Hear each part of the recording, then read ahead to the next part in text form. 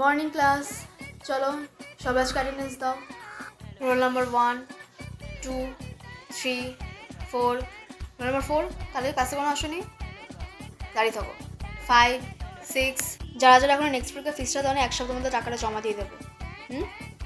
আচ্ছা, আমরা এখন কোন চ্যাপ্টারে আছি? 5th chapter. তোমাদেরকে তো আমি এখান থেকে কোশ্চেন সলভ করতে দিয়েছিলাম, করছো সবাই? যে যার খাতাগুলো সামনে রাখো।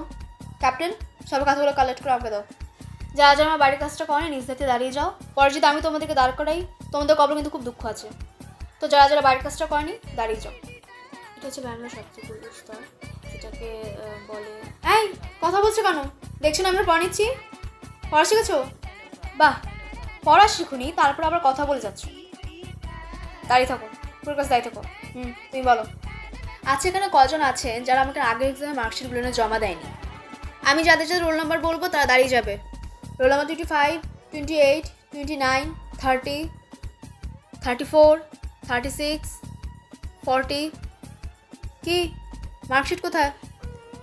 খারাপ রেজাল্ট করেছো সেটা ঠিক আছে, অ্যাটলিস্ট মার্কশিটও তো জমা দেবে, যাতে আমি নেক্সট পরীক্ষাতে তোমাদেরকে মার্কশিটে দিতে পারি। আবার আমাকে কালকের মধ্যে সবাই মার্কশিট এনে জমা দেবে এবং বাবা মার সাইন নিয়ে আসবে। কেউ যদি কোনো সাইন নকল করেছে তাহলে কিন্তু খবর আছে।